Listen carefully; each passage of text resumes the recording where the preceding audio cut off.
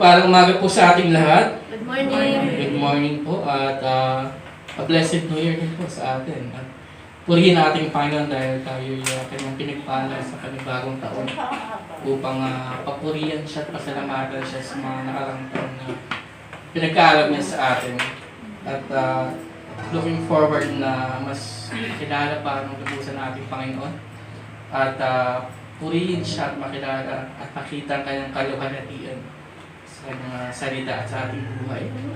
Ngayon po ay handaan po natin ating mga puso't isipan sa pagsamba sa ating Diyos, sa pag-awit, sa panalangin, sa pagbibigay at sa pakikinig ng kanyang salita. Sa Diyos ang kapalan at kaluwalhatian, kumain po tayong lahat para po sa ating call to worship and opening prayer. Buksan po natin ating mga Biblia sa Psalm 67 o awit 67. At ito po sinasabi. May God be gracious to us and bless us, and make His face to shine upon us, that your way may be known on earth, your saving power among all nations. Let the peoples praise you, O God, let all the peoples praise you. Let the nations be glad and sing for joy, for you judge the peoples with equity, and guide the nations upon earth. Let the peoples praise you, O God, let all the peoples praise you. The earth has yielded its increase. God, our God, shall bless us. God shall bless us. Let all the ends of the earth fear Him. Tayo po yung manalangin. Magmuli aming Diyos sa aming makapangyarihan sa langit. Na may likha ng bagay, lahat ng bagay dito sa mundo pang sa kalawakan. Purihin ka at pasalamatan ka pa. Taasin yung pangalan. Sapagkat ikaw ang aming Diyos, ang aming manilikha, ang aming manunubos. Siya natubos sa amin mula sa aming kasalanan.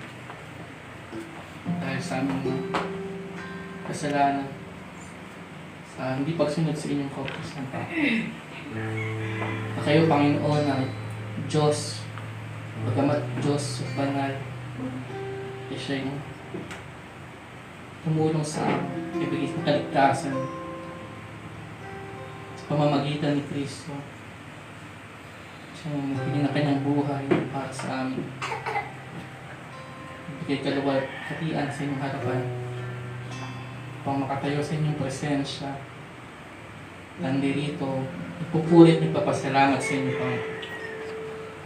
Dalangin namin, Panginoon, na tanging ikaw lang ang aming sasambahin sa araw na ito kung pupurihin. Kasi niyo, Panginoon, ang mga sagabal, ang sumasagabal sa amin, pagsamba sa inyo sa araw na ito, Panginoon. Dahil ikaw lamang, Panginoon, ang aming kagalakan, Panginoon, sa lahat ng aming mga problema sa buhay. Alam po namin na kayo ay nandyan para sa amin, pa. Kaya tunay at tapat sa inyong pangako na kami inyong iingatan hanggang sa uli. Hanggang sa maling pagbabalik ng Panginoon sa Kristo.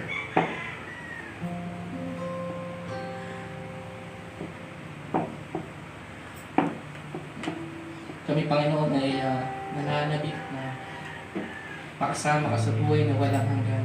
Nipupuri sa inyo. Dalangin namin na habang hinihintay namin, Panginoon, ang araw na yun. Kayo po ang ingat sa amin, sa amin na kalakasan. At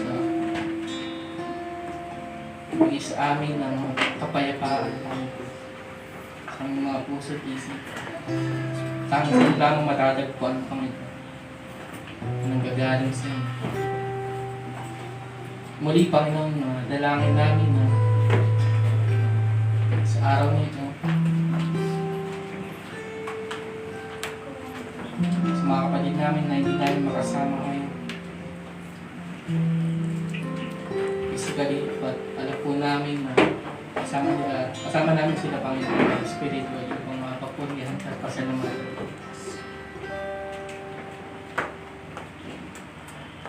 Muli, Panginoon, Dalangin namin na kayong may sa amin na karunungan sa araw na ito upang makita namin ang kagandahan ng inyong pagliligtas sa inyong salita. Muli, Panginoon, ang aming papupurihan at pasasalamatan at wala nang iba pa. Ito ang aming dalangin sa pangalan ni Jesus, aming Diyos at tagapagligtas.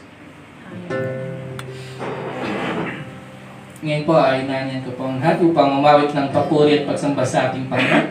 Sa panguna po yan ng ating music team, sabay-sabay po natin itaas ang pangalan ng ating Panginoon. Good morning po sa ating lahat. Morning.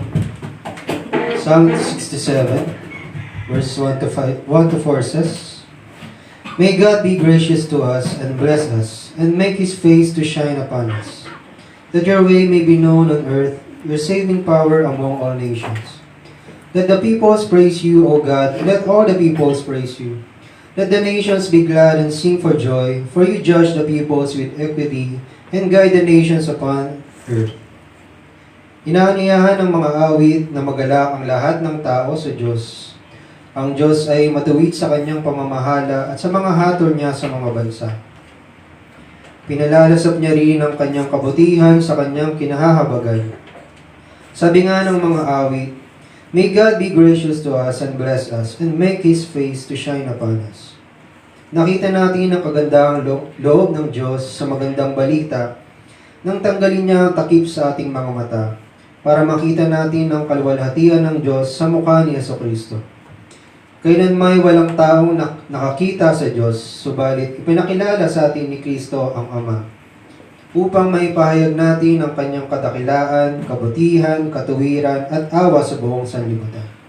Kaya mga kapatid, halina tumawit ng may galak, purihin at pasalamatan natin ang ating dakila at mabagi na Diyos.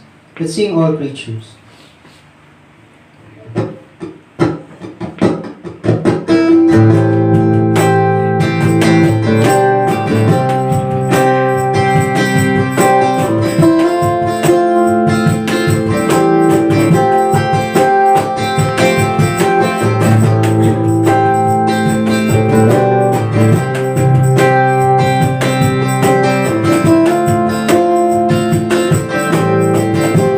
All creatures.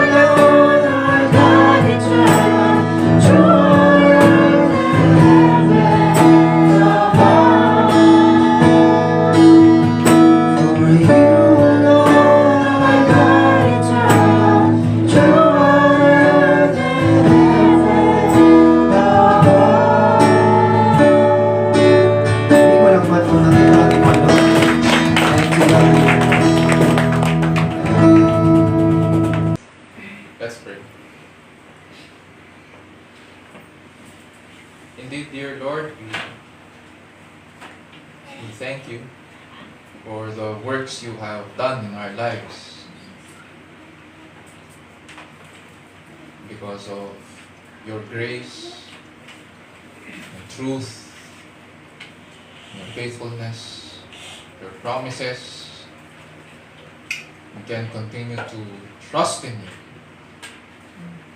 and your unfailing love. And so we thank you, dear Lord, that you have kept us this past week.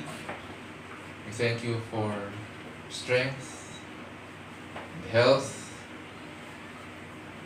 We thank you, dear Lord, for the blessings of work,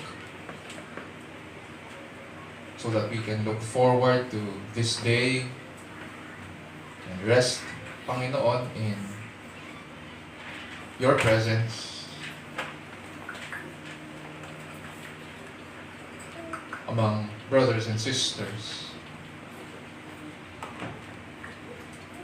And so, dear Lord, we also bless you for who you are, for your goodness, your people.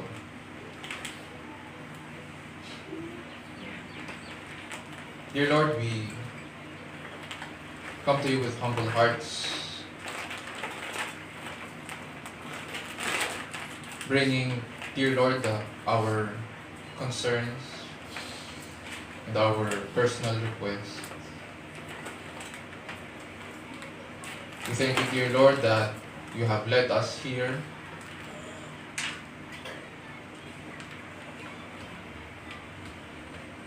you have provided for us, and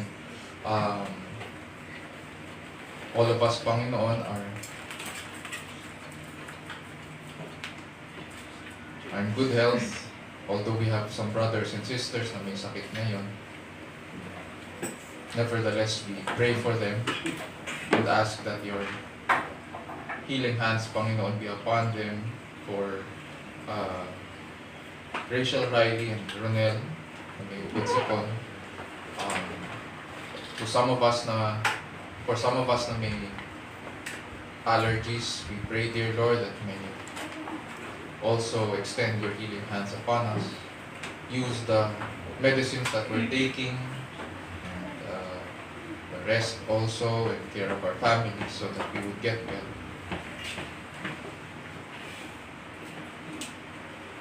And so, dear Lord, we also pray for those of us who are preparing, Panginoon, for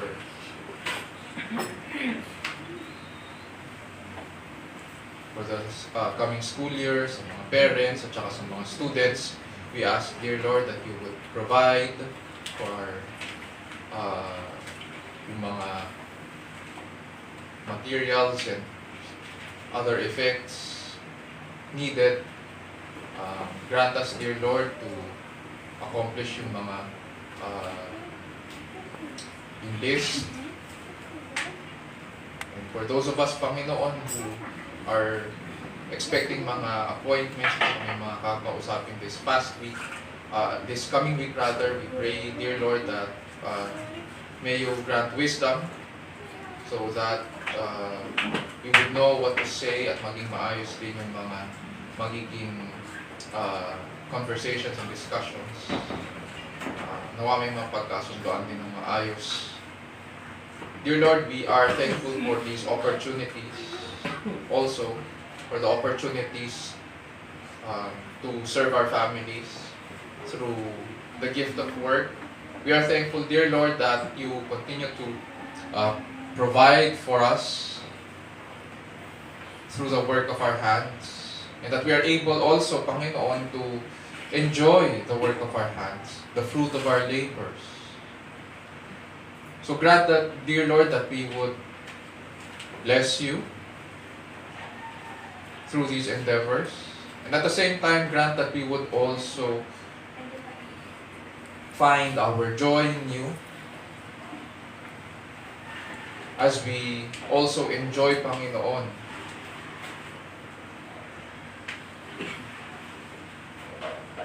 the moments that we have, Panginoon, with our families and our loved ones. Grant that through this that through our lives, through our speech, Panginoon, through our words, we are able to also minister to each member of our family. That we would not only be providers of the physical needs of our family, but that you would equip us, dear Lord, to be providers of spiritual needs also. Grant, dear Lord, that we would learn from you. And in so doing, we pray that we would point one another to Christ.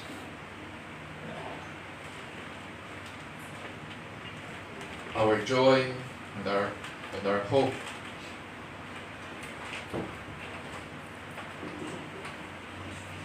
And so we thank you, dear Lord, that through this ministry we are able to serve one another. We thank you, dear Lord, that through this we are able to take care of one another also, especially the young families that you have placed under our care. As a church, we pray that we would be faithful in the calling that you have given us. We would point one another to you, our Lord and Savior. And so we ask, dear Lord, that as we trust in you, we pray that and as we obey you in the calling that you have given us to go and make disciples of all nations, we pray that we would be faithful in baptizing them in the name of the Father, and of the Son, and of the Holy Spirit, teaching one another all the things that you have commanded us to do, while holding on to the promise that you would be with us even unto the end of the age. And so may it be seen, dear Lord, in our different callings, how you have called us to follow Christ. Whether we be in whatever capacity, Panginoon, you have called us to, whether we be parents, fathers or mothers, grandparents, or sons and daughters, brothers and sisters, students, teachers, whether we be supervisors or managers, may we be reminded, dear Lord, that you have made us stewards of your manifold grace in Christ. And so just as you have called us in Christ, we pray that we would remember that because you are holy, so you have also called us, your children, to be holy.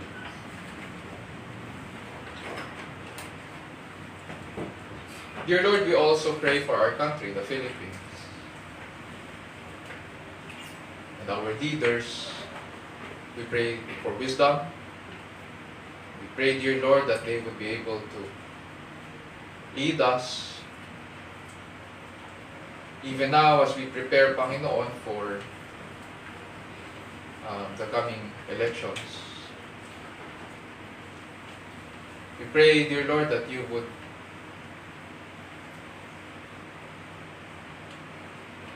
help our leaders sa pag-draft ng mga policies, tsaka implementation ng mga plans in leading the country. While we may not always agree sa mga decisions nila, we find, dear Lord, our delight, contentment in the truth that above all thrones and powers, there is one that sits above all. And that is you. You are the sovereign one who rules over all. And because of this, dear Lord, we can live each day knowing that you are in control.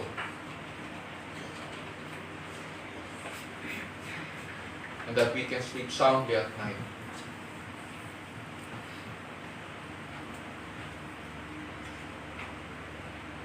And so, dear Lord, we thank you for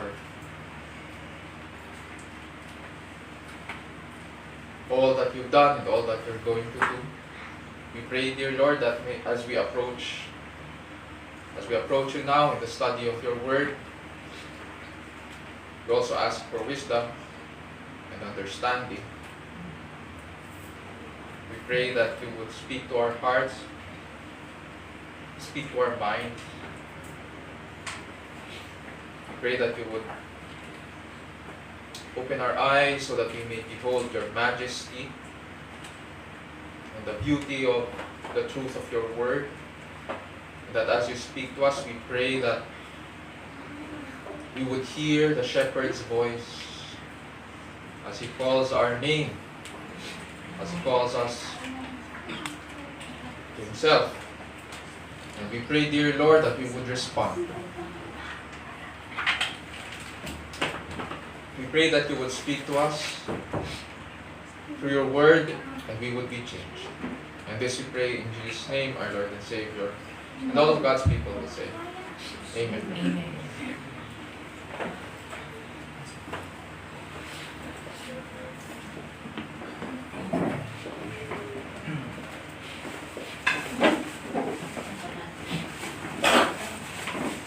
Ngayon po ay dadako na po tayo sa pagbasa ng salita ng Diyos na magmumula sa aklat ng Genesis, chapter 12, verses 4 to 9. Sa pangunayan ng ating kapatid na si Joselito de Chavez. Kumain po tayong lahat bilang paggalang sa salita ng Diyos.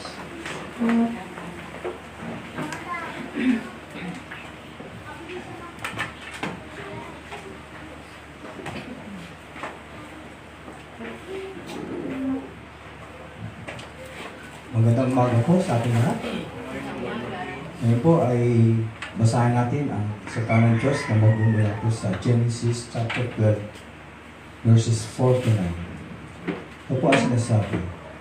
Now the Lord said to Abraham, Go from country and your kindred and your father's house to the land that I will show you.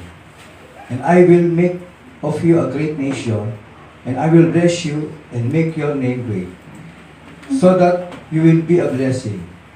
I will bless those who bless you, and him who dishonors you I will curse. And in you all the families of the earth shall be blessed. So Abram went as the Lord had told him, and Lot went with him. Abram was 75 years old when he departed from Haran. And Abram took Sarai his wife, and Lot his brother's sons, and all their possessions that they had gathered, and the people that they had acquired in Haran. And they set out to go to the land of Canaan. When they came to the land of Canaan, Abram passed to the land, to the place at Shechem, to the oak of Moreh. At that time, the Canaanites were in the land. Then the Lord appeared to Abram and said, To your offspring I will give you this land. So he built there an altar to the Lord, who had appeared to him. From there he moved to the hill country on the east of Bethel, and pitched his tent, with Bethel on the west and Ai on the east. And there he built an altar to the Lord and called upon the name of the Lord. And Abraham journeyed on, still going toward the day. This is ito po ang salita ng Diyos. Purihin ang Panginoon.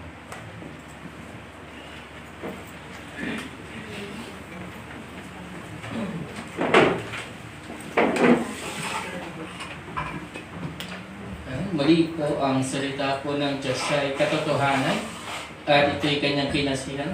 Nagtuturo po ito ng katotohanan tungkol sa ating Diyos at ito rin ay nagsasaway at nagtutuwid sa bawat nananampalataya.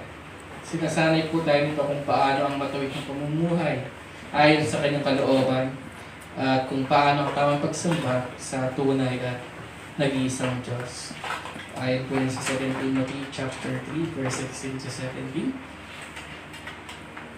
Ngayon po ay ihatid sa atin ng ating pastor, si Pastor Raymond Pencer, ang salita ng Diyos mula sa ating binasa sa Genesis 12, verses 4 to 9. Nawa ang banal na Espiritu ang siyang kumilos at tumulong sa atin sa araw na ito upang makita natin ang kagandahan at kadakilaan ng kanyang salita, ang ebanghelyo ng ating Diyos sa tagapagligtas na si Jesu Cristo.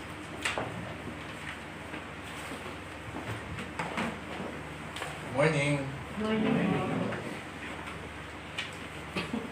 So it's a new year at saka new series. Although we can also say na itong series na ito ay old na rin dahil the last time that we were studying Genesis was in 2023 pa. Allow me to open my Bible at saka yung notes ko.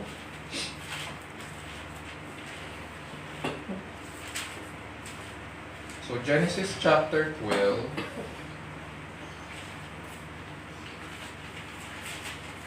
This time naman po, hayaan niyo pong basahin ko po sa Tagalog para sa karagdagang kaalaman.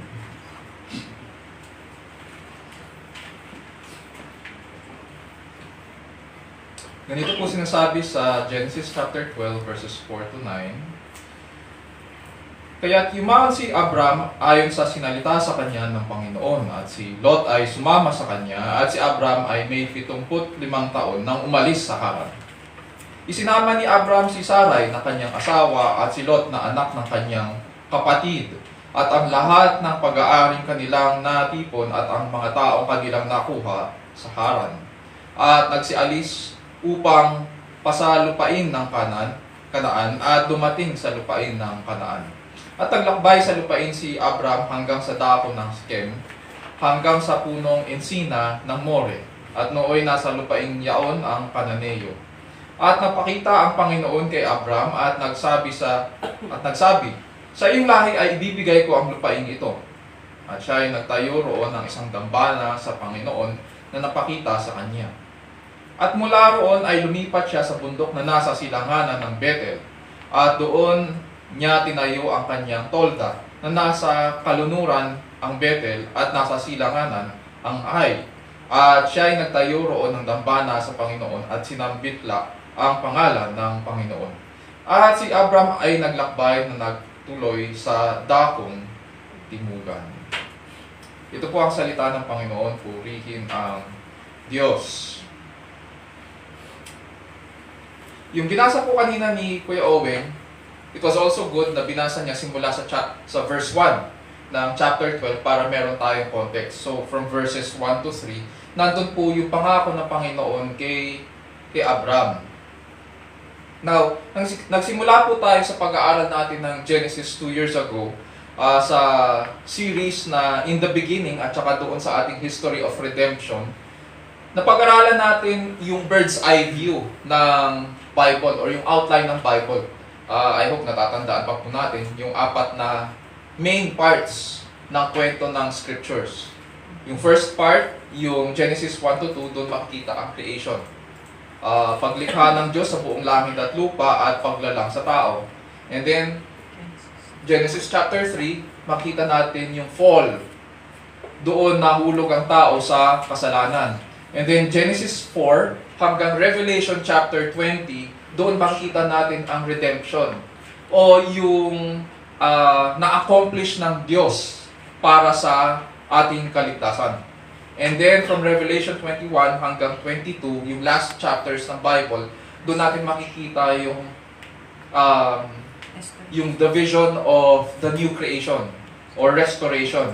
Dito patungo ang buong kasaysayan ngayon ng sangkatauhan. At dito magtatapos ang plano ng kaligtasan. In our passage today, we are at the point in which God is accomplishing everything in biblical history para sa ating kaligtasan. So, nandito tayo ngayon, since Genesis 12 ang ating binasa, so we are between Genesis 4 and Revelation 20. Nasa point of redemption tayo. Mahalaga ito sapagkat ang ating pananampalataya, nabanggit ko na before, and time again, sasabihin ko po, na ang ating pananampalataya ay may past, may present, and may future.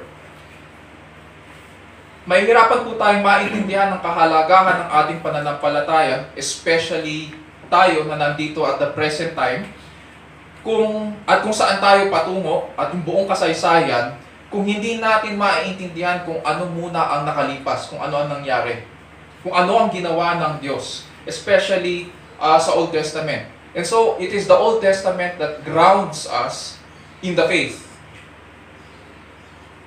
Now, dito sa, ibig sabihin ngayon, bago tayo makakilala sa Panginoon, which is present day, kumilos po ang Diyos sa buhay ng mga dating mananampalataya. And this has been accounted for in the Scriptures, especially sa Old Testament. Pinakita ng Diyos kung paano niya ipahayag ang kanyang sarili sa mga nauna sa atin.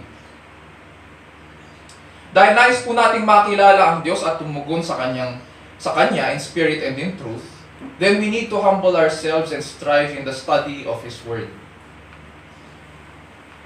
Tanggapin po natin, mga kapatid at kaibigan, ang lahat ng passages in Scripture, everything that God has revealed about Himself.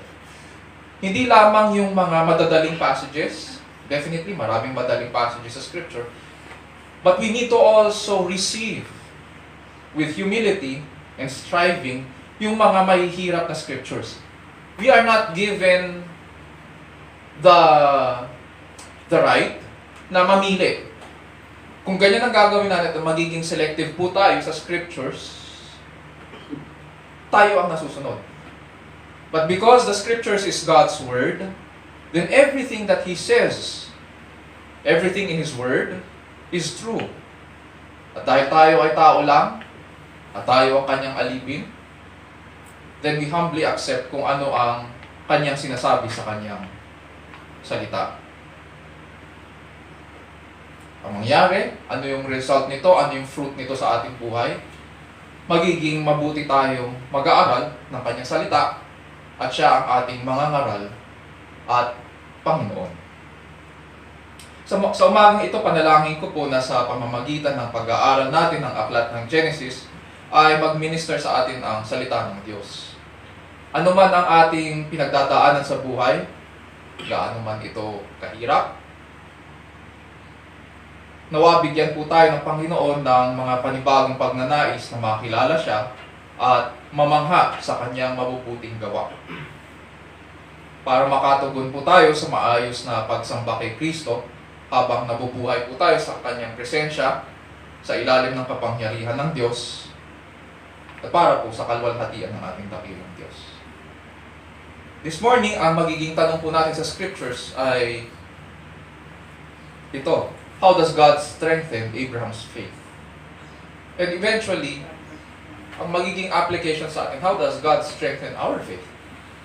How does God strengthen Abraham's faith? And this leads us now dito sa ating passage sa Genesis chapter 12. Nang dumami po ang tao sa lupa pagkatapos nung baha, napag-aralan po natin na nilisan po ni Terah. Si Terah po ay yung tatay ni Abraham. Nilisan po ni Terah ang kanyang bayan na Ur of the Chaldees. Ang Ur po ay nasa Iraq ngayon. At naglakbay po siya kasama ang kanyang pamilya patungong Kanaan. Kasama niya po sina Abraham, or Abram. Hindi pa siya binibigyan ng panibagong pangalan ng Panginoon. Ang tawag pa lang sa kanya ay Abram. Si Sarai, na kanyang asawa, at si Lot, na anak ni Haran, kapatid po ni Abram, anak ni Terah. Yung isang kapatid ni Abram na si Nahor ay naiwan sa Ur. Sa Genesis 11:28, sinasabi sa atin that Haran died in the presence of his father Terah in the land of his birth, in Ur of the Chaldeans. So, naunang namatay yung isa niyang kapatid. At nang makarating po sila sa Haran, ang Haran po ay nasa southeastern Turkey today. Imbis na mag-stop over lang sina Terah sa Haran, nagsettle na siya doon. So, ngayon may papakita lang po akong slides para meron po tayong idea kung paano tayo nakaka-relate dito sa ating passage. Especially pag nagbabasa po tayo ng Old Testament, it is profitable for all of us na naiintindihan natin yung tinutukoy dito ng mga ancient writers. So yan, makikita natin na ang Ur of Chaldees ay nasa bandang, nasa south, at pumunta sila sa Haran. Ang binaybay po nila ay yung River Tigris and Euphrates. Yung sa atin na mga familiar sa Middle East, alam natin ang mga lugar na ito. Nandito po ang modern day Iraq. Dito sa baba, makikita natin dyan yung mga Arabian nations. Nandito ang Kuwait. Ito ang Persian Gulf, nandyan ang Kuwait at saka Oman, Qatar, UAE, Saudi Arabia. Sa baba yun. Bandang left side, nandun po ang Ethiopia at saka Egypt. Dito sa Mediterranean Sea, makikita po dyan yung Israel, Syria, Lebanon. Dito sa bandang taas, makikita natin ang Turkey. So, dyan ang cradle of civilization. This is the kind of world na kung saan nabuhay si Abram. At nanggaling sila dito sa Ur. Hindi pa Iraq ang tawag dyan noong panahon nila. Ang tawag nila dyan ay Sumer. At binaybay nila ang River Euphrates para makapunta sa Haran. Ang Haran, katulad ng nasabi ko po, ito po ay nasa southeastern Turkey. And nung pinuntahan nila yan, ang intention was to go to Canaan. Pero ang ginawa nila, si Terah, sinundan lang niya yung river, natural. Yun yung susundin mo nung unang panahon kasi hindi ka naman babaybay sa disyerto eh. Ang dadaanan, ang mas pipiliin mo kung saan usually may mga tao at saka magandang lupa. Para hindi ka agad-agad na, kasi kapag dumiretso ka dito at disyerto yan, hindi ka pa nakakarating, patay ka na. So yun ang binaybay nila. Nang makarating sila sa Haran, imbis na mag-stop over, ang nangyari kay Terah, nagsettle siya doon. Sige. Ang Haran po ay around 950 kilometers from Ur. So, kung 950 kilometers yan, sabihin natin, compute lang natin kung sabihin natin mga 11 to 16 kilometers per day ang kaya nilang lakarin. So, kaya nilang tapusin yung distance na yan in more or less 2 to 3 months. So, wala pang isang taon na parating na sila sa Haran. It does not take years para mag-travel ng gano'n. Next slide, please. Nang makarating sila sa Haran, ito ang bumungad sa kanila. And to this very day, ganun pa rin ang structures na nasa Haran. Itong mga beehive na mga houses, mud houses actually. All over Middle East, kung mapupunta kayo sa Middle East at kung may mga pictures yung mga kamag-anak natin ng Middle East, maraming iba't ibang klaseng mga mud houses sa Middle East. Basically, kaya mud houses yon dahil ang gusto nila na re-regulate yung heat at saka cold during warm months at saka during the cold ones. So dito, makita natin, kakaiba yung kanilang mga mud houses dahil parang beehive yung mga bubong. And they lived in communities. It is said na itong Haran, nung dumating sila, maliit na city lang ito, yung mga bahay doon, nakapalibot sa isang parang burol at doon sa gitna ng burol, may templo doon. So, ganyan ang nadatnan nila, almost ganyan yung mga nadatnan nila Abraham. Pero this is Haran today. Sige, next slide please. Yan. Diba? Ang cute ng kanilang community. So, kapag inisip ko, habang pinag-aaralan ko to, kung ganito ang nadatnan ni Terah, at kakamatay lang ng kanyang anak, at nagluluksa siya, tapos ang pangalan pa ng lungsod ay Haran, kapangalan ng kanyang anak, hindi na ako aalis. Lahat ng alaala malamang ng kanyang anak ay bumalik sa kanya. Kaya sabi niya, mukhang dito na lang ako. Kasi itong lungsod na ito ay nagbibigay, bumabalik sa akin ang mga alaala ng aking mga anak. He was depressed. Definitely. So, nagstay dito si Terah ng maraming taon.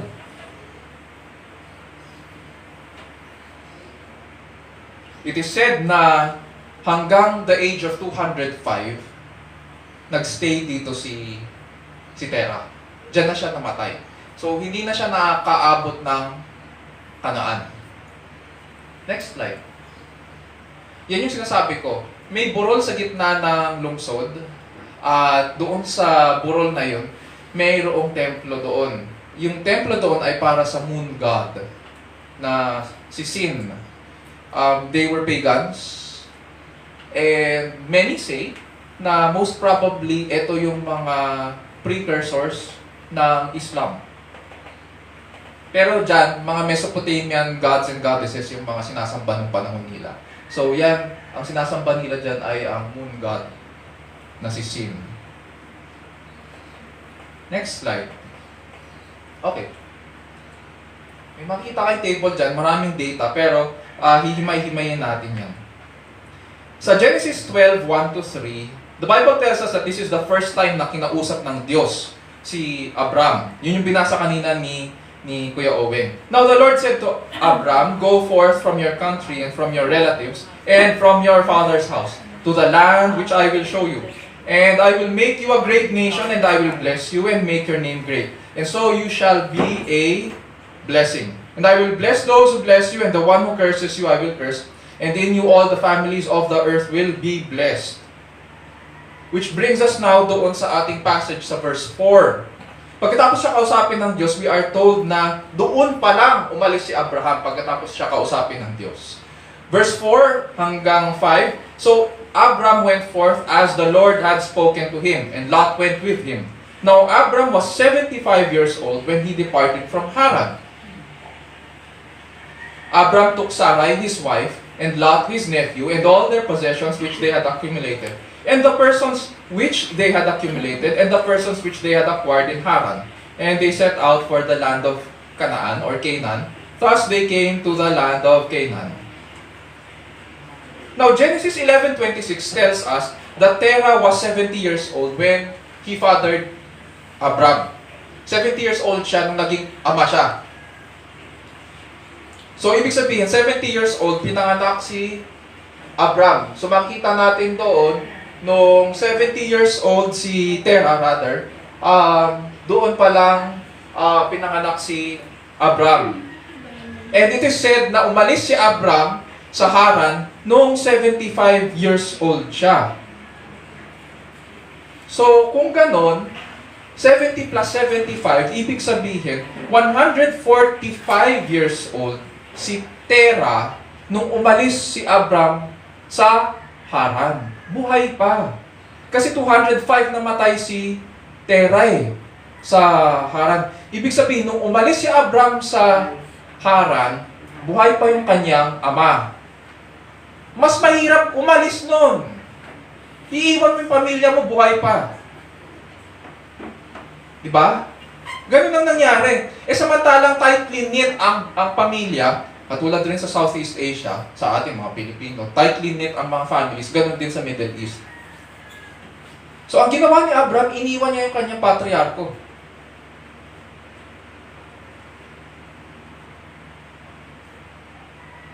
At nung mamatay naman si Terah, which is 205 years old, makikita natin dito sa baba, nung namatay siya, hindi na nakita ito ni Abram. Ibig sabihin, hindi na bumalik si Abram sa Haran. Now, anong significance nito sa pag-aaral natin? It gives us a background kung ano ang pakiramdam na number one, sinabi ng Panginoon sa iyo, umalis ka sa bayan ng iyong ama, lisanin mo ang iyong mga kamag-anak at mahal sa buhay. At sumunod si Abraham. Sumunod siya. Nagtiwala siya sa Panginoon. Pero na-imagine ko lang din yung pain ng pagsunod. Pero later on, makikita natin kung ano yung magiging yung pinagdadaanan ni Abraham sa kanyang buhay because of this promise. Minsan kasi kapag kinukwento ito sa Sunday school, sinasabi lang natin, naging tapat si Abraham, ganyan, maging tapat din tayo. Pero hindi natin dinidiscuss yung hirap na pinagdadaanan nung sumusunod sa Panginoon.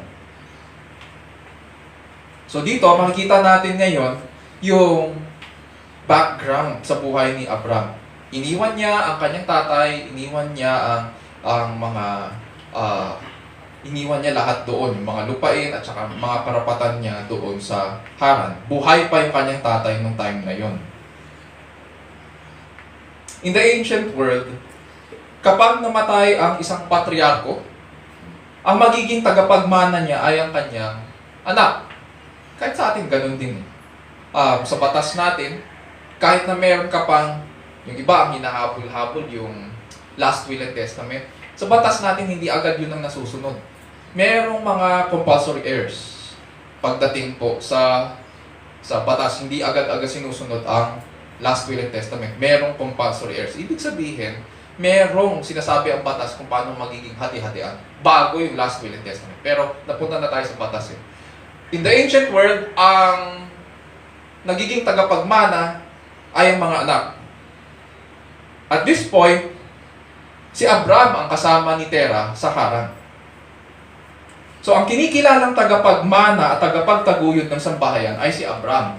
Siya dapat ang magmamana ng lahat ng ari-arian ni Terah. God said, "Go forth from your country and from your relatives and from your father's house to the land I will show you." Sinabi ba ng Panginoon, "Go to Canaan"? Hindi. Ang sabi ng Panginoon, "Go to the land I will show you." Ibig sabihin, hindi sinasabi ng Panginoon agad kung saan siya pupunta. Question mark yun. Kahit kung tingin nyo ngayon pa lang dito sa pangako ng Panginoon, question mark na sa isipan nyo. Mas lalo sa akin habang pinag-aaralan ko, to question mark talaga. Pag tinanong natin, alam ba ni Abraham kung saan siya pupunta? Hindi. Pero nagtiwala siya sa Panginoon kung saan siya dadalhin. Tapos dito sa verses 4 and 5, mababasa po natin, hindi pa namamatay si Terah, pero Abram went forth as the Lord had spoken to him.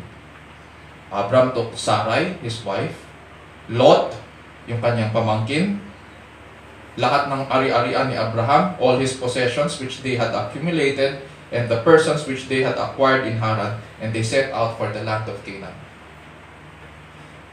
Dito pa lang sa passage na ito, makikita na natin na si Abram at ang kanyang pamilya ay yumaman sa Haran. Kaya nga ganito ang description eh. Sinabi niya, sino daw yung kinuha niya o yung dinala niya papuntang Kanaan? Si Sarai, si Lot, yung kanyang pamangkin. Hindi po niya anak si Lot. Si Lot, kanyang pamangkin. At lahat ng kanyang ari-arian na kanyang na-accumulate sa Haran, and the persons which they had acquired in Haran. May mga persons. Ibig sabihin, meron siyang mga employees, mga nagtatrabaho sa kanya. And they set out for the land of Canaan. Ngayon, ano ibig sabihin nito?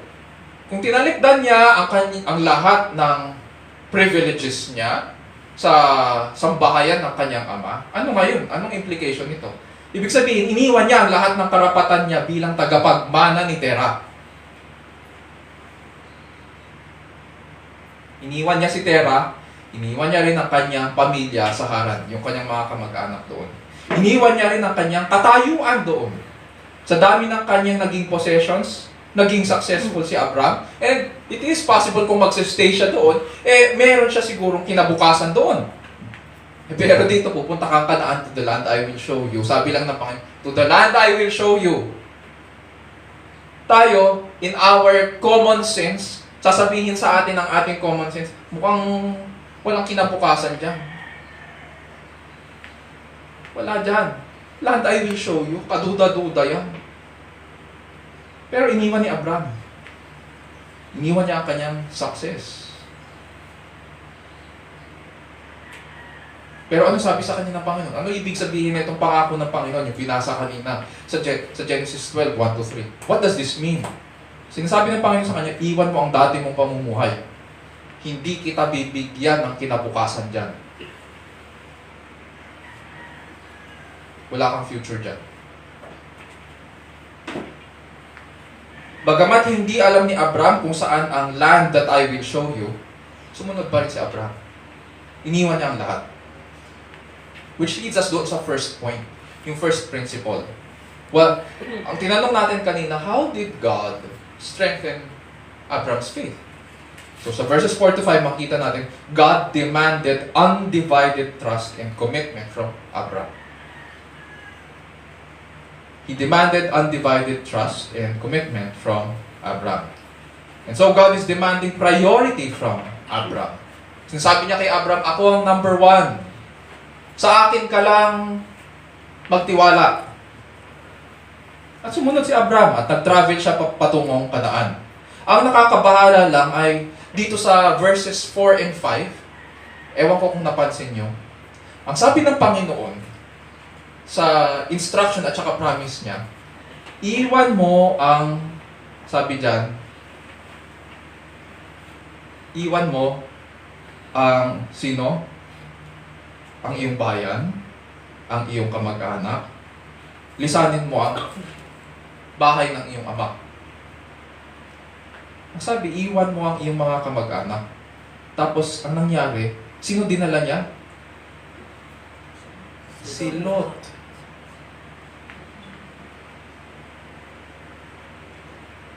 Parang sablay.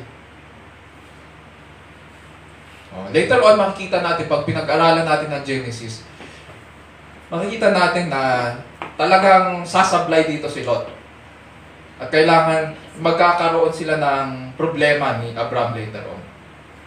Although si Lot kasi, sino ba itong si Lot? Si Lot ay anak ng kapatid ni Abraham. Parang ganito ang nangyari kasi. So, yung mga kapatid ni Abraham, nagkaroon ng mga anak. Pero siya, wala siyang anak. Kasi baog si Sarai. Wala siyang anak. So, ang ginawa niya, at familiar tayo, kahit sa atin, ganyan ang nangyayari. Pag may anak ang kapatid mo, or meron kang pamangkin sa mga kapatid mo, ano nangyayari kung wala kayong anak? Yun ang nagiging Anak-anak. parang anak mo na rin. Yun ang aalagaan mo. So sa tingin ko, bagamat hindi binabanggit sa scriptures, pero bakit sinasama-sama niya si Lot? Diba? Hindi lang yun. Parang ang nangyayari dito, parang tagapagmana niya si Lot eh. Kaya niya sinama eh. So ngayon, sinama. Pero yun ang question mark. Ang utos ng Panginoon ay iwan mo, lisanin mo ang iyong mga kamag-anak. Pero eto, nandito si Lot. Kasama niya. So, sablay dito si Abraham. Pero hindi pa natin makikita yun, hindi pa halata dito. Yun nga lang, hinahanda tayo ng scriptures, kaya 2 beses inulit. Si Lot, ang kanyang pamangkin, ay sumama sa kanya. 2 beses inuulit. Pag paulit-ulit ang mga verses sa Bible, babantayan mo yun. Babantayan natin yun kasi mahalagang, may mahalagang point doon. So, sinama niya si Lot. At maaaring tinuring niya na tagapagmana niya yun. And scholars would say na parang ganun ang nangyari. Sa buhay po natin ngayon, mga kapatid at kaibigan, mapapansin po natin that people move from one place to another for many reasons. Maaaring aalis tayo at mag-immigrate sa ibang bansa for better future. At may mga kaibigan ako na ganun ang mga desisyon. Tinatanong ko sa kanila, so bakit kayo umalis ng bansa at mas pinili niyo ang ibang bansa? Ang sinasagot nila, better future for my family. Pero later on, naririnig ko naghiwalay sila ng kanilang asawa. So, ewan ko kung better future yon. It would seem na hindi. Hindi nila napanindigan yun. Pero anyway, we have many reasons for moving from one place to another. Or bakit tayo lumuluwas sa ibang bayan? Dahil probably nakakuha tayo ng mas magandang trabaho. Or mas gusto natin ang klima doon. Merong mga umaalis ng Metro Manila, lumilipat ng Baguio. Mga ganun. Or lumilipat ng Antipolo. Dahil mas maganda ang klima doon. Meron naman din na nagmo-move dahil probably ayaw nila yung problema sa pamilya nila. For whatever reason we have in moving, it's basically to solve our problems. And we want to take control of our lives. But we have to understand na kapag tinawag tayo ng Diyos, we also have to make a move in faith.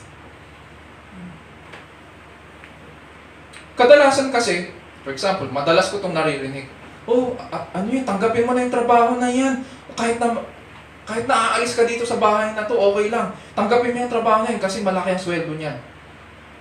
How is that a move in faith?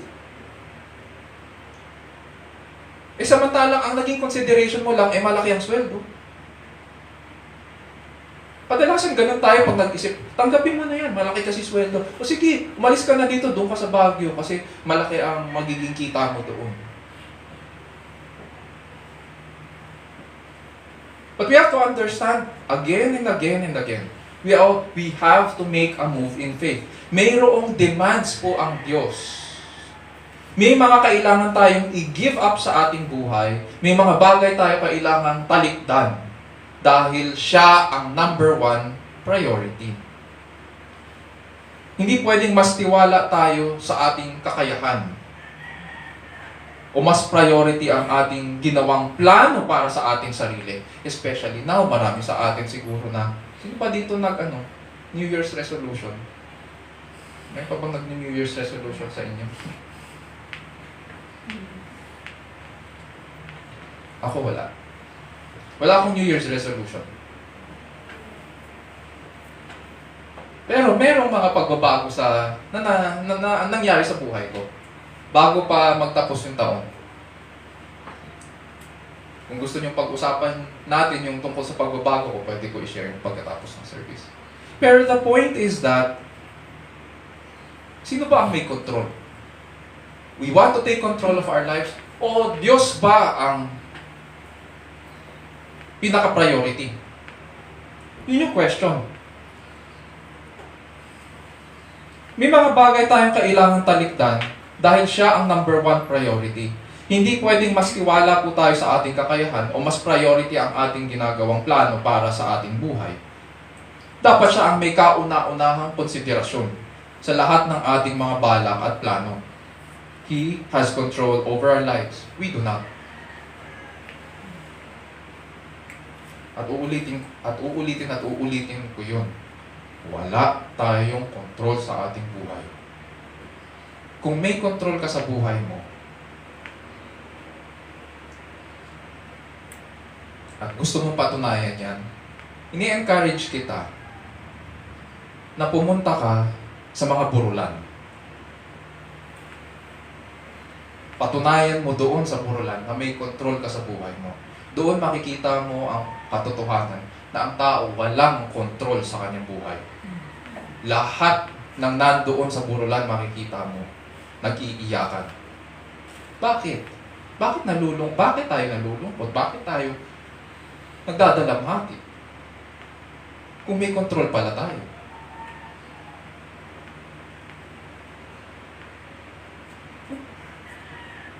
Wala. God has control over our lives and He is offering a solution to our problems. Ang requirement, submit to Him. Simple. It's all or nothing. It's either you submit to Him 100% or you don't submit at all. Dito makikita natin ang response ni Abraham sa Diyos. Bagamat hindi niya naintindihan fully ang instruction, sumunod siya. Punta tayo sa verses 6 to 7.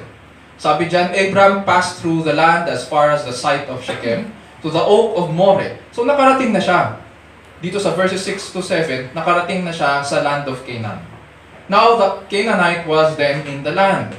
The Lord appeared to Abraham and said, to your descendants I will give this land. So he built an altar there to the Lord, who had appeared to him. So from Haran, naglakbay si Abraham ng 916 kilometers papuntang Canaan. More or less, kung by foot ito, this is around 2 to 3 months again. So 2 to 3 months papuntang Haran, and then 2 to 3 months pababa.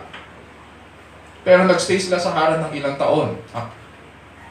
And dito, pagdating nila sa Canaan after 2 to 3 months, nakarating siya. Sabi dyan sa ating passage sa verses 6 to 7, napadpad siya sa bayan ng Shechem, sa Oak of Moreh. Sa ibang translations, ang ginamit ay the terebinth of Moreh or the terebinth of the teacher. Itong sa Tagalog, ensinas, punong ensinas, ano?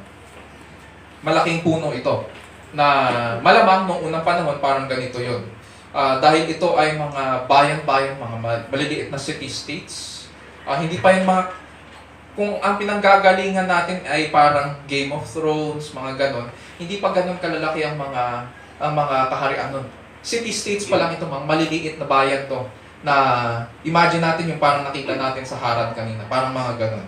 So, mga maliliit na bayan ito, and nakarating siya sa Shechem, at doon sa Shechem, sa outskirt ng city, mukhang mayroong isang malaking puno doon.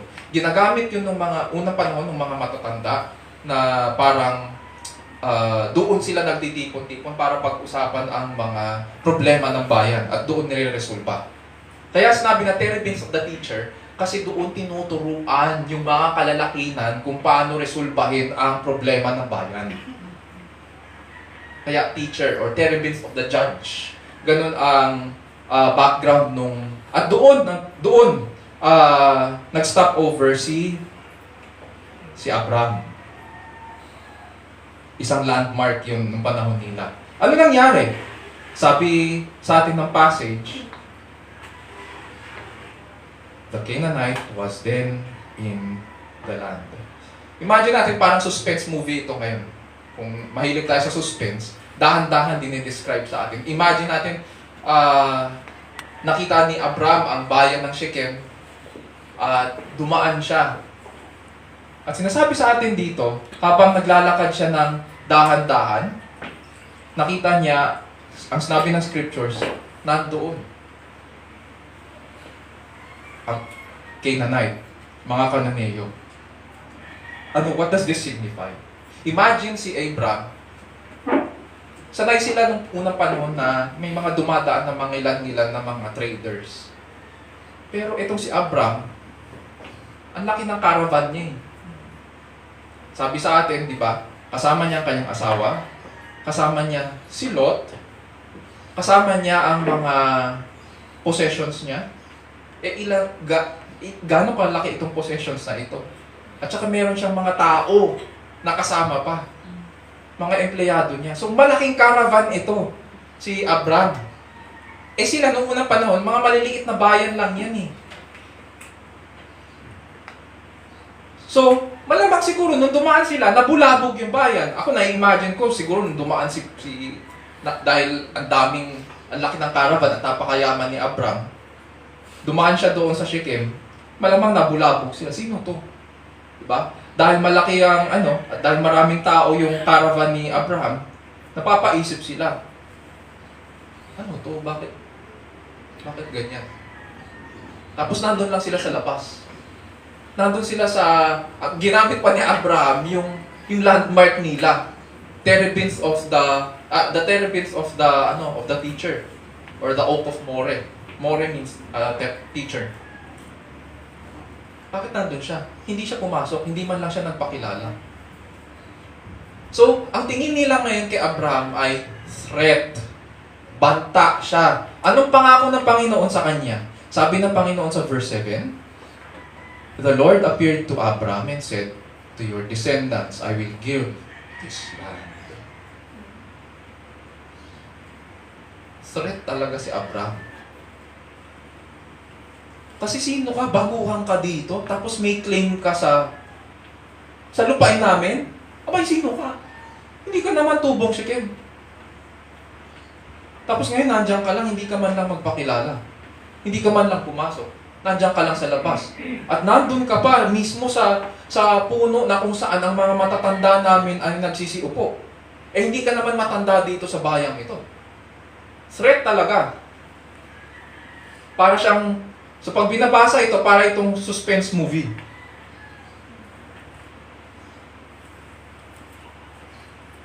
The fact that Scripture tells us in verse 6 na the Canaanite was then in the land, it means na pinakita rin ng Diyos kay Abram ang magiging hadlang sa pangako niya. So it works both ways. Ito yung magiging hadlang para makamtan ang lupang pangako. Ano yung hadlang? Yung mga Canaanites. Kasi ang pangako ng Panginoon kay Abram, na pangako ko na ibibigay ko sa iyo ang lupain ito. Pero ang sabi ng Scriptures, abay, nandyan ang mga Kananeo. So ito yung magiging challenge, ito yung magiging threat sa pangako ng Diyos. Pagkatapos ipakita ng Diyos ang threat kay Abraham, yung banta sa pangako ng Diyos. On the one hand, pinakita ng Diyos kung ano yung threat. And on the other, sinasabi sa atin sa Scripture sa verse 7, the Lord appeared to Abraham. Tinapatan ng Diyos kung ano yung threat na pinakita niya kay Abraham, sinabi ng Diyos, kasi pag tinignan natin, sa 12 verse 1 hanggang 3, nagsasalita lang ang Diyos Hindi naman nagpakita kay Abraham Nagsasalita lang siya. Dito, pagkatapos niya ipakita kay Abraham, ito yung mga difficulties and challenges na ating mararanasan. Doon nagpakita ang Diyos. Sinabi ba kung paano? Hindi sinabi kung ano yung form or manifestation or yung physical manifestation ng Diyos. Hindi sinabi ng Scriptures. Pero sinabi nagpakita ang Diyos. It means na tinatapatan ngayon ng Diyos. This is a challenge doon sa difficulty na mararanasan ni Abraham at yung kanyang mga descendants. Ang challenge doon ay ang Canaanites mismo. So Scripture does not say na nagsalita lang ang Diyos. It says, the Lord appeared to Abraham. Yun yung drama dito. Ang ginagamit din na pangalan dito na kailangan nating pansinin, the Lord said, hindi sinabi na God said. The Lord said, ang salitang Lord sa original language ay Yahweh. Ito ang pangalan na binigay ng Diyos sa mga Israelites. Kailangan nating matandaan na ang Book of Genesis ay sinulat ni Moses. At nung nagpakita ang Diyos kay Moses sa bundok, ang binigay niya na pangalan, tinanong ni Moses, paano kita ipakikilala sa kanila? Anong pangalan ang ibibigay ko sa mga tao? Totoo naman, kasi nanggaling sila sa Egypt. Ang sabi ng Diyos, I am who I am. At based doon sa pangalang yun na I am who I am, ang Yahweh. Simula sa Genesis nung lalangin ng Diyos sina Adan, ginamit na yung pangalan na Yahweh. Ang ibig sabihin ng Yahweh, ito yung covenant name ng Diyos. That God will fulfill His promise of blessing and preserving Abraham.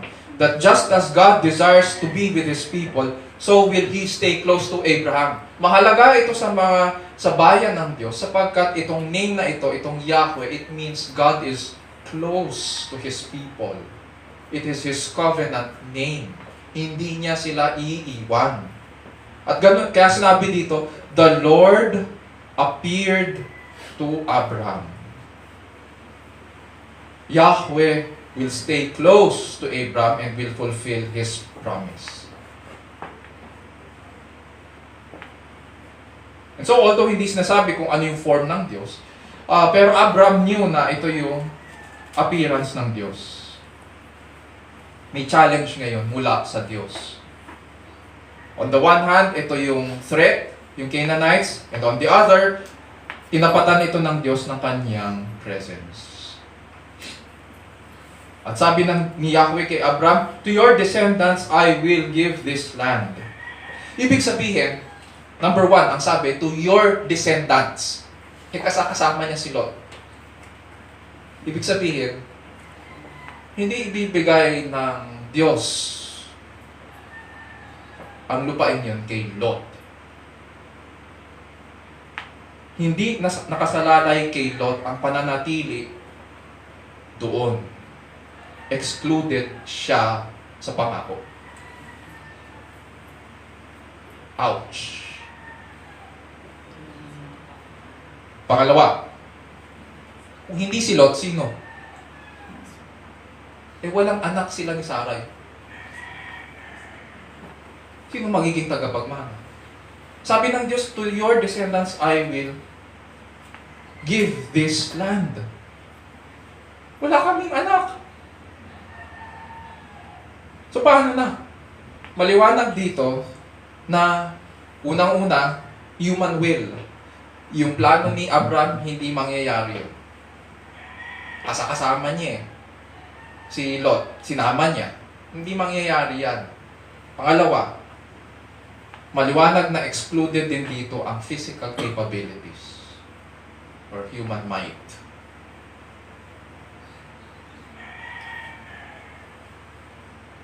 So, sinubok ng Panginoon si Abraham. Number one, kung lilisanin ba niya ang kanyang bayan, yung kanyang tahanan, yung tahanan ng kanyang ama at ang kanyang mga kamag-anak. Ngayon, ito na naman, panibagong pagsubok. Kung magtitiwala siya at mananatili doon, wala siyang kilala sa Shechem. Nandun siya, nag-aantay siya. Nandyan yung kanyang sambahayan. Kasama niya yung mga empleyado niya. Naghihintay sila doon sa ilalim ng malaking puno. Tapos nagtitingin-tingin siya. Sabi ng Panginoon, nagpakita sa kanya, Panginoon, to your descendants I will give this land. Pero, on the other hand, nandito yung Panginoon at nandyan ang mga Kananeyo. Nakakatakot. Pwede kang lusubin anytime.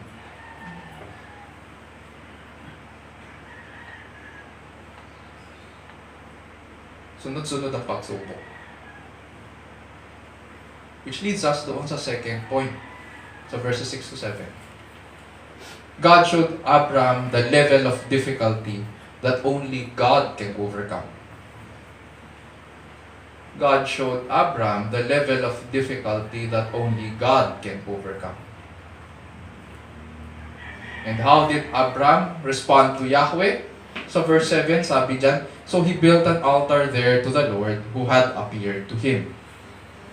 Noong unang panahon, ang ginagawa nila para magtayo ng dambana, hindi siya parang katulad yung mga dambana natin ngayon. Pag pumupunta tayo, nakasanayan natin sa mga malalaking church, napakalaking mga bato sa harapan, di ba? Sa kanila noong unang panahon, pinagpapatong-patong lang nila yung mga bato. Or kung may makita silang malaking bato, yun na yun. Yun na yung mark. Na yung place na yun ay sacred or may religious implication yung lugar na yun. So, nagtayo doon ng dambana si Abraham sa labas ng Shechem para sambahin ng Diyos na nagpakita sa kanya. And because it is not dependent on human will or by human might or human capability, na-realize ni Abraham na hindi pala nakasalalay sa kamay ng tao o sa kalooban ng tao ang mga bagay-bagay na pinangako ng Diyos. In the end, only God can accomplish this. Kaya sumamba siya.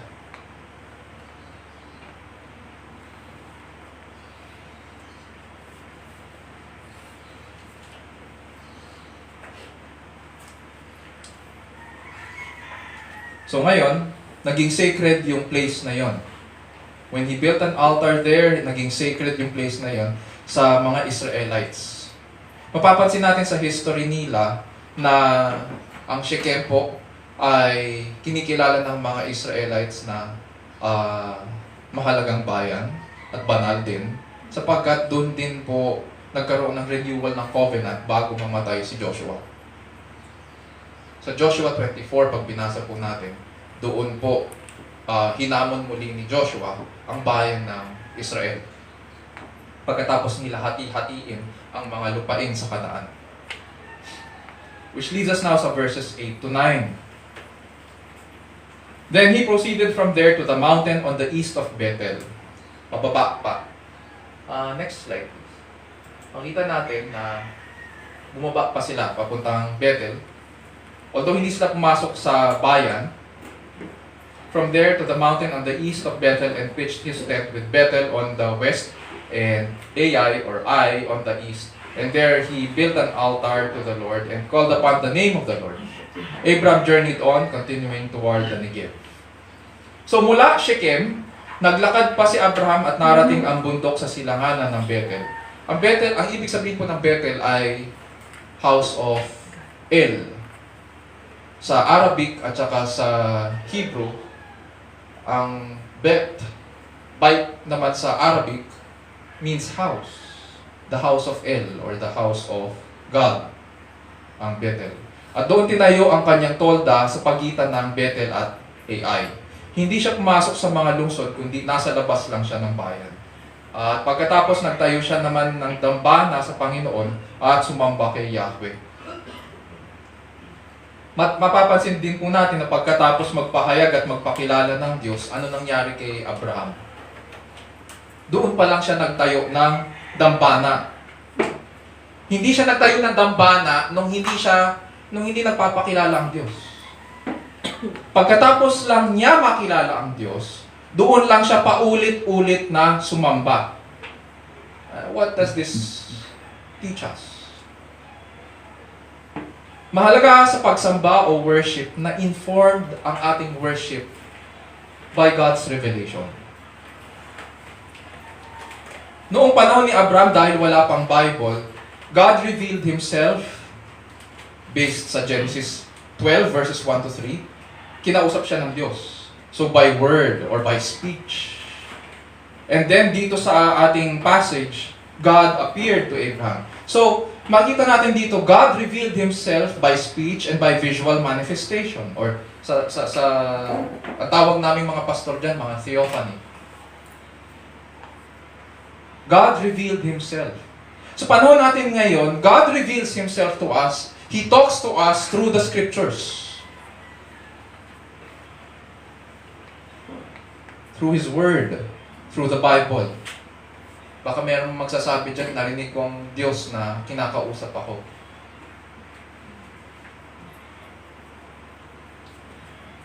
Mukhang kailangan mo ng counseling, kapatid. Kapag ganyan ang ikakwento mo sa akin. Narinig ko ang Diyos kinausap ako. Ano sinabi sa'yo? Parang may kwento noon sa mga youth. Nung youth pa ako, may mga kinakwento sila na may isang anak ng pastor, lumapit doon sa isa sa mga youth na babae.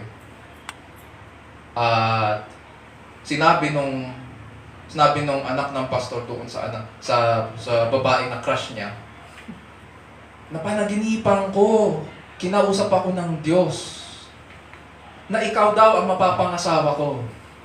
Kaya kailangan mo akong sagutin. Sinagot ng babae, napanaginipan ko rin ang Diyos. Binasti daw kita. And so, bagamat natatawa tayo, pero it makes no sense. Walang batayan. There is no foundation sa mga ganong klaseng mga salita. The only firm foundation that we have, that God talks to us, is through His Word. Not through dreams. Tapos na yung salita niya eh. So ito na yun. Noong panahon ni Abraham, kaya ganon ang ginagawa ng Diyos kasi wala pang Bible, wala pang Scriptures. So, yung worship natin is supposed to be informed by God's revelation. And God reveals Himself to us through His Word.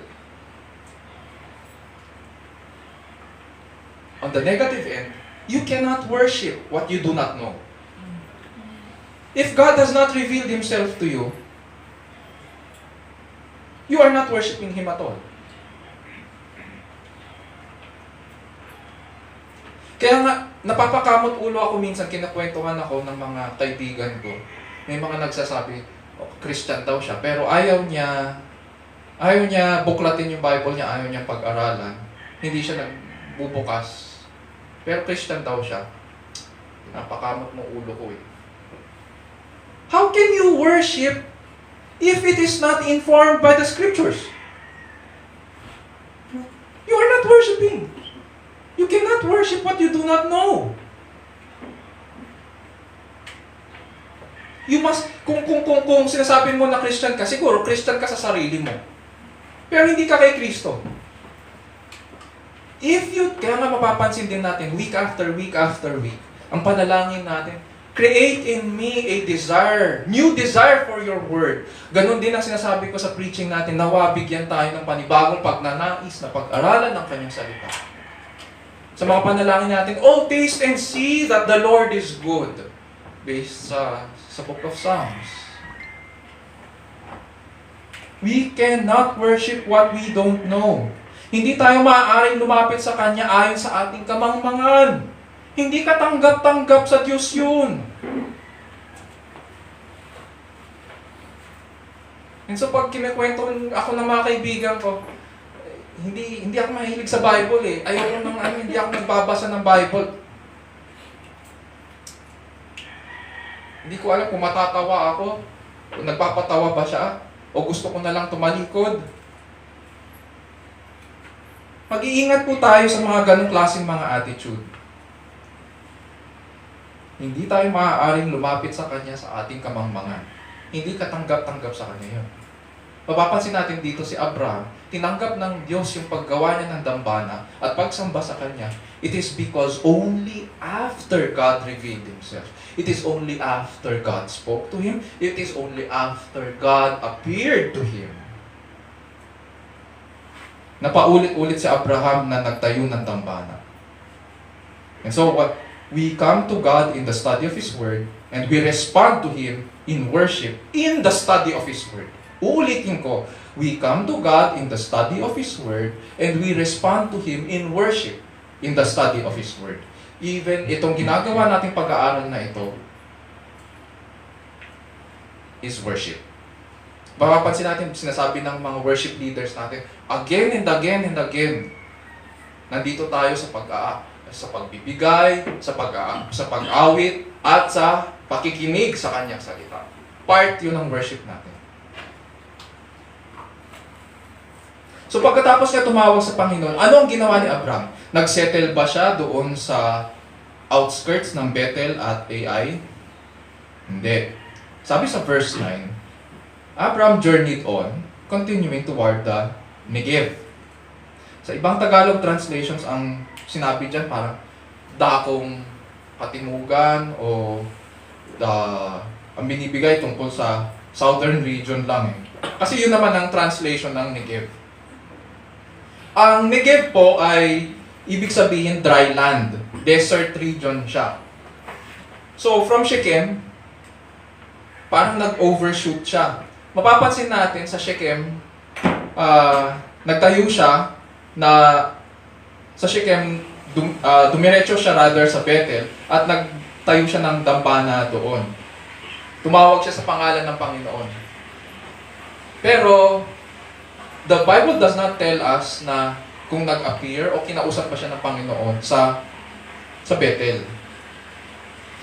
In the absence of that, malalaman, we can take it na hindi siya kinausap ng Panginoon doon. And most probably kaya siya dumiretso pababa pa sa Shechem. Meron namang sinasabi ang mga scholar na kaya siya pumunta sa Negev or doon sa desert region, most probably kasi walang pastulan kasi sa pinanggalingan niya. So naghahanap siya ng mga dakong pastulan para sa mga hayop niya. Pwede rin yun. Pero again, ano lang yun eh, assumption lang yun eh. Possibility yun, pero silent pa rin ang Bible. Pakinggan po natin yung isang theologian, si John Calvin noong 16th century, ganito yung paliwanag niya kung bakit tumuloy si Abraham pababa papuntang Negev. Sabi ni John Calvin, "It is certain that he did not voluntarily and for his own gratification run hither and thither, as like-minded persons are wont to do. But there were certain necessities which drove him forth in order to teach him by continual habit that he was not only a stranger but a wretched wanderer in the land of which he was the Lord. This led Abraham to depths of humility that led him to depend on God in a strange new land." Ang point lang ni John Calvin, ginamit ng Panginoon yung mga circumstances sa buhay ni Abraham na hindi na ni-record sa Bible, pero ito ang point dyan. Ang point dyan, hindi ka taga-riyan. Hindi ka tubong Negev, o Shechem, o Bethel. Foreigner ka. Dayuhan ka dyan. At hindi ka lang basta dayuhan.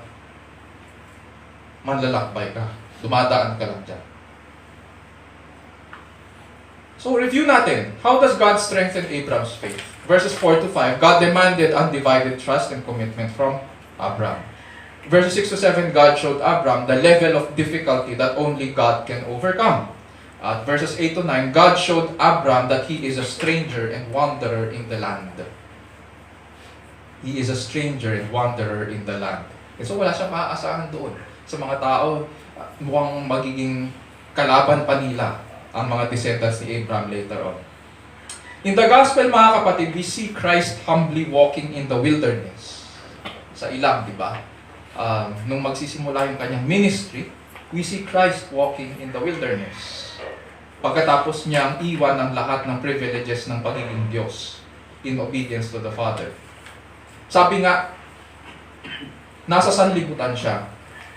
Nilikha ang sanlibutan sa pamamagitan niya, ngunit hindi siya nakilala ng sanlibutan.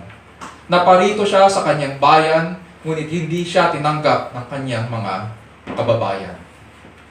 Ganun pa man, pinahayag niya sa atin ang biyaya ng Diyos at katotohanan. Sabi sa John 1:14, "At naging tao ang salita at tumahang kasama namin.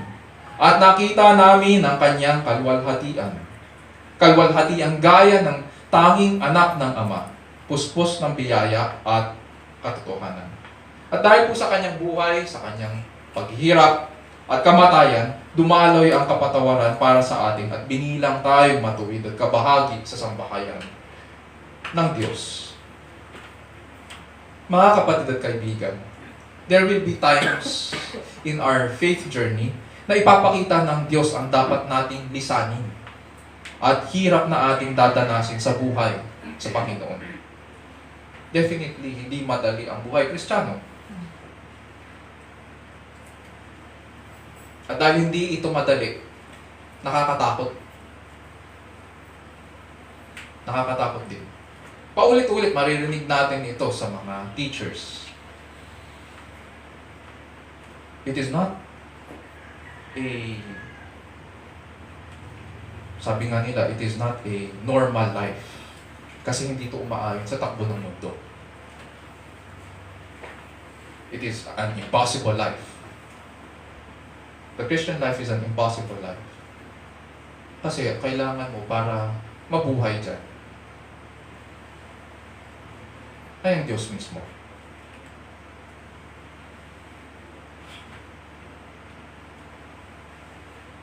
And so it can be frightening dahil alam natin ang magiging mahirap sumunod sa Panginoon.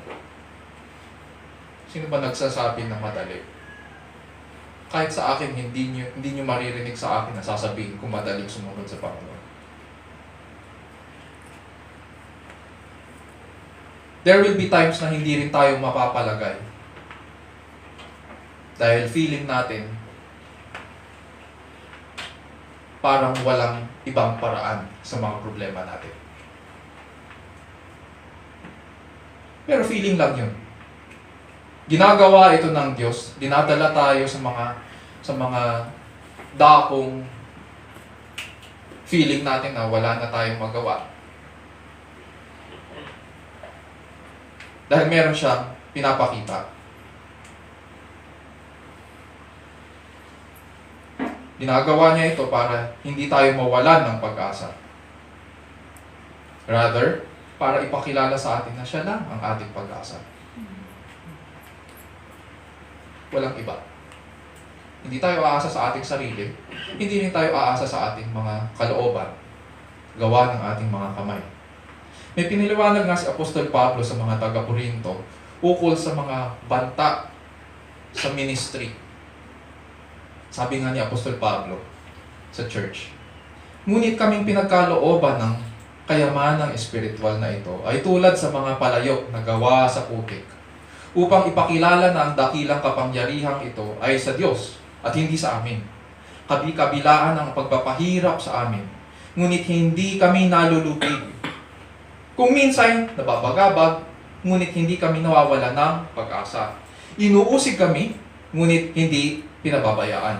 Napapatumba kami, ngunit hindi lubusang nalulugmok.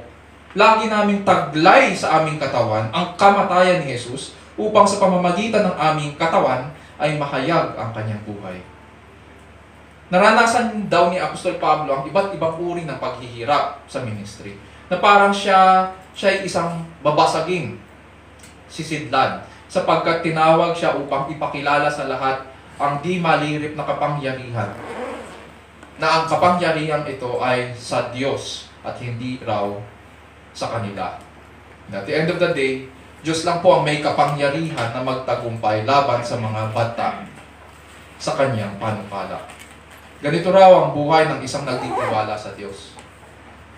Laging taglay sa kanyang katawan ang kamatayan ni Jesus upang sa pamamagitan ng ating katawan ay mahayag ang kanyang buhay. Ganito pinalalakas ng Panginoon ang ating pananampalataya. Isa puso natin ang mga bagay na ito at purihin natin ang ating dakilang Panginoon. Sabay-sabay tayong manalangin.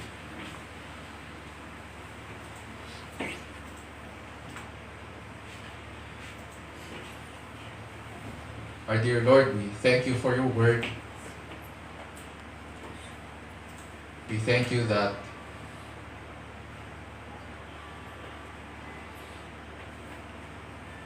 how you have worked in the life of Abraham, the father of faith,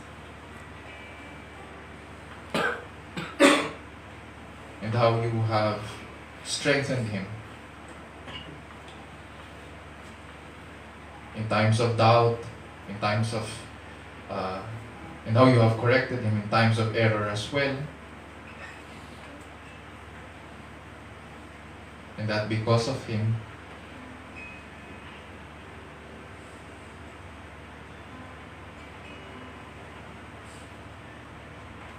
we now enjoy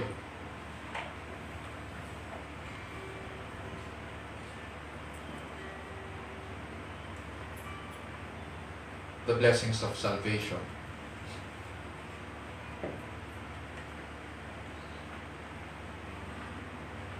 That because of Abraham,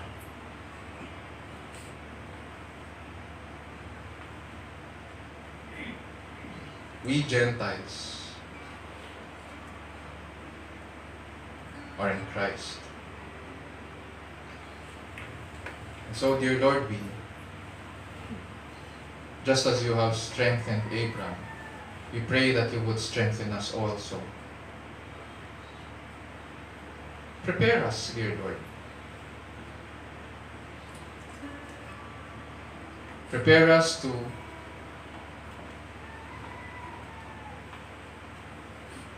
for the difficulty that lies ahead in following you,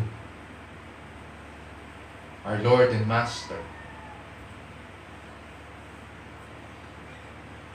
Grant, dear Lord, that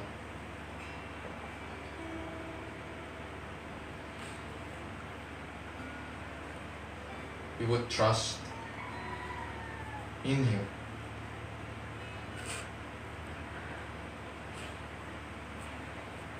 And submit to you alone.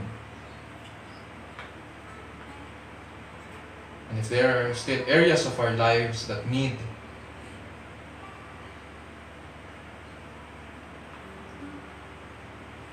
to be submitted to you, O Lord, we pray that you would confront us. Conquer us, dear Lord.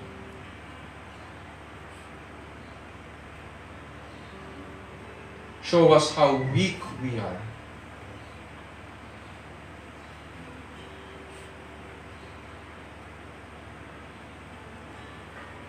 So that we would depend on you and you alone. Open our eyes, dear Lord, as well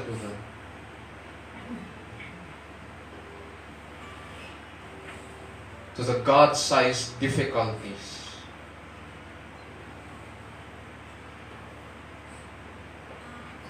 that lay ahead. These challenges, dear Lord, can only be overcome by you. And so we pray. Grant us, dear Lord, to call upon your name.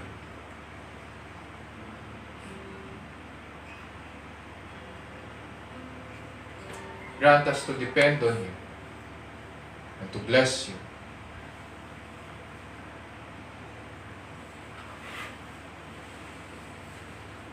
We also pray, dear Lord, that you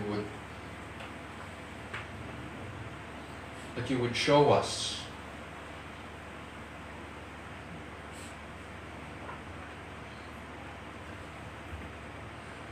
that we are merely strangers and wanderers in this world.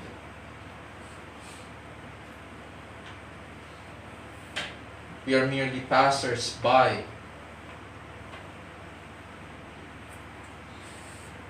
Because you have made us citizens of your kingdom, members of your household.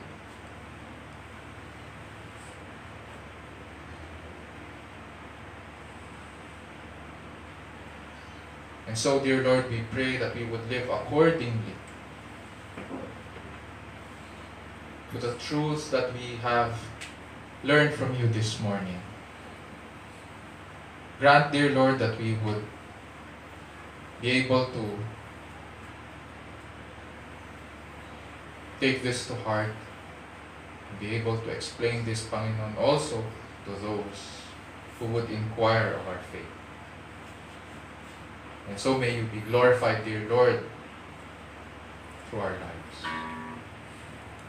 And this we pray in Jesus' name, our Lord and Savior. And all of God's people will say, Amen. Ngayon naman po ay dadako po tayo sa ating banal na hapunan.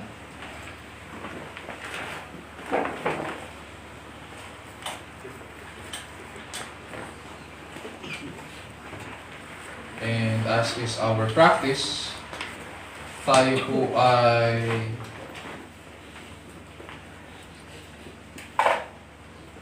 we hold our Lord's Supper Sunday every first Sunday of the month. And ayon sa ating statement of faith, tayo po ay nagse-celebrate nito after the word is given. So let me read to you kung ano yung sinasabi sa ating statement of faith ukol sa kahalagahan ng banal na hapunan sa buhay ng bawat mananampalataya kay Kristo at sa ating iglesia. So, from the paragraph 2 of DBM Statement of Faith number 10, ganito po ang sinasabi, ang banal na hapunan po ay kaloob ni Kristo sa atin na kanyang iglesia upang gunitain at ipahayag ang kanyang kamatayan. Nagsisilbi rin itong paalala sa lahat ng mga hinirang na darating ang araw na matatanggap natin ang lahat ng mga pagpapala ng kaligtasan at mauupo tayo kasama niya sa kanyang hapag. Ang mga elemento ng banal na hapunan, dalawang elemento, ang tinapay at ang alak, ay larawan po ng katawan at bagong tipan sa dugo ni Kristo. Dahil ito ay panlabas na patotoo ng kagandahang loob ng Diyos sa kanyang mga hinirang, pinapahayag po natin sa pamamagitan nito na kaisa po tayo sa kamatayan ni Kristo at patuloy niya tayong iniingatan hanggang sa kanyang pagbabalik. This means na ang ordinansa ng banal na hapunan ay isang spiritual na pakikipag-isa. So, this is a spiritual communion and this is a spiritual fellowship as well sa ating Panginoon sa tuwing nakikibahagi po tayo. Kung hindi po natin naiintindihan ang Ebanghelyo o ang ordinansang ito, mas makakabuti po sa atin na huwag munang makibahagi. Uulitin ko po, kung hindi po natin naiintindihan ang Ebanghelyo o ang ordinansang ito, mas makakabuti po sa atin na huwag munang makibahagi. Dahil ito ay larawan ng biyaya ng Diyos, pinapangunahan po ito ng salita ng Diyos at taimtim na pagsusuri sa sarili. And so mga kapatid sa Panginoon, we may now take this time of silence upang suriin ang ating mga sarili at lumapit sa Panginoon. After which, sabay-sabay po tayong magpa-participate sa ordinansa ng banal na hapunan. Let us pray. Our dear Lord, we thank you that you have given us this ordinance as a gift so that whenever we remember you, we can as a church commemorate the work that you have accomplished for us.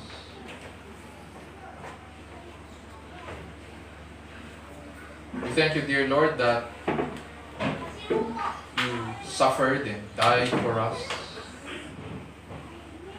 And so we pray, dear Lord, that through this communion, through the elements of the bread and the wine, may we proclaim, dear Lord, your death, this gospel ministry to the church until you return. And so we thank you, dear Lord, for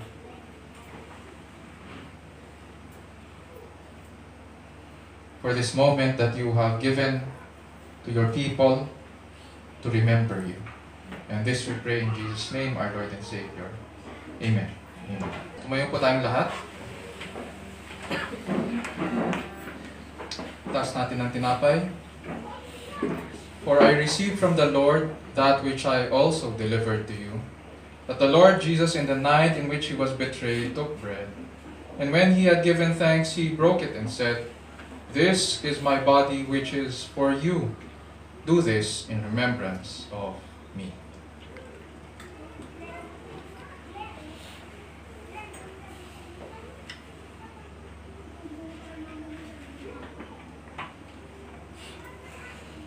Taas po natin ang saro. In the same way, he took the cup also after supper, saying, "This cup is the new covenant in my blood. Do this as often as you drink it in remembrance of me."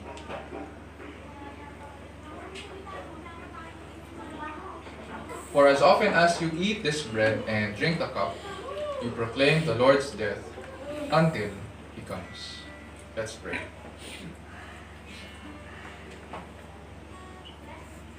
O Lord, we thank you for granting us to participate in this gospel ministry.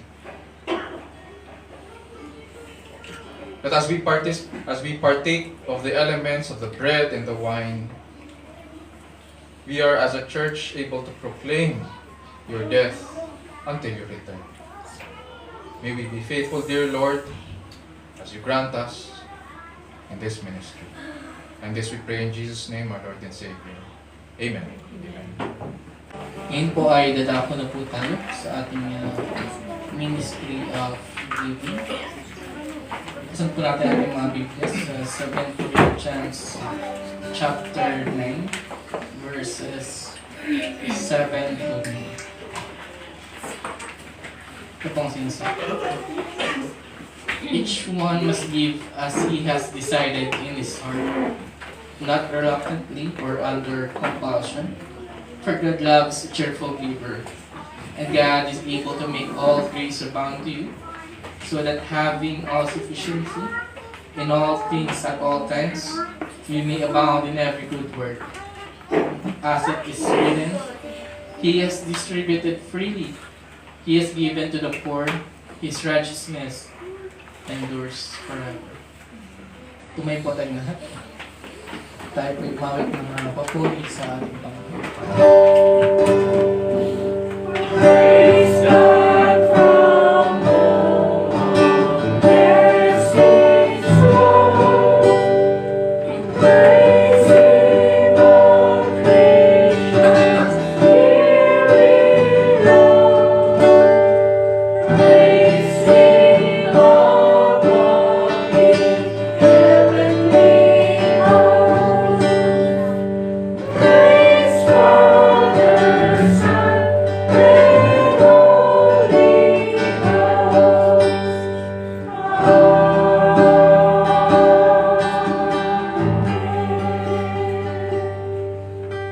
Kahit muna lang. O muli aming Diyos sa mga silang siya aming manlilikha at sa inyo nagmumula ngayon ng mga pagpapala. At dalangin namin, Panginoon, sa araw nito, sa aming napakinggan na inyong salita. Nawa, Panginoon, turuan niyo kami na lalo pa, Panginoon, na mas kilalanin ka ang kapusan, Panginoon. Makita at malasa ang mga kabutihan, Panginoon. Inyong pagmamahal, kanyang kaluwalhatian. Salamat, Panginoon, sa inyong salita na aming napakinggan. Ang tunay at katotohanan. Siyang bibigay sa amin ng karunungan sa inyong kaluwalhatian, Panginoon.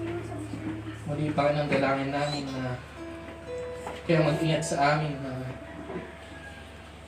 habang kami ay naghihintay sa inyong mga pagbabalik, Panginoon. Palakasin niyo at patatagin niyo ang aming pananampalataya, aming tiwala sa inyo, Panginoon. Muli, Panginoon, kami nagpupuri at nagagalak sa panibagong buhay na pinagkaloob niyo po sa amin sa pamamagitan ni Kristo Jesus na aming Diyos at Kapagligtas. At dalangin din namin, Panginoon, na sa araw nito, sa aming pagbibigay na nanggaling sa inyo, Panginoon. Dalangin namin na magamit namin ito hindi lang sa pangailangan ng Iglesia, sa aming mga kapatid na nangangailangan, kundi higit sa lahat, Panginoon, sa pagpapalaganap ng inyong salita. At dalangin namin, Panginoon, na kaya siyang patuloy na mag-bless sa amin, Panginoon, na aming mga pangangailangan sa araw-araw. Hindi lang physical pangangailangan, kundi higit sa lahat, Panginoon, spiritual. Ang aming pananampalataya ay lumalim at lumago sa inyo, Panginoon. Muli, Panginoon, na kami ay nagpupurit at nagpapasalamat sa inyo. Ang aming dalangin sa mga sa pangalan ni Jesus, aming Diyos at Tagapagligtas. Mga kapatid, purihin po natin ang ating Panginoon at tanggapin ang kanyang pagpapala. Now to Him who is able to keep you from stumbling and to make you stand in the presence of His glory blameless with great joy, to the only wise God, to the only God our Savior through Jesus Christ our Lord, be glory, majesty, dominion, and authority before all time and now and forever. Amen.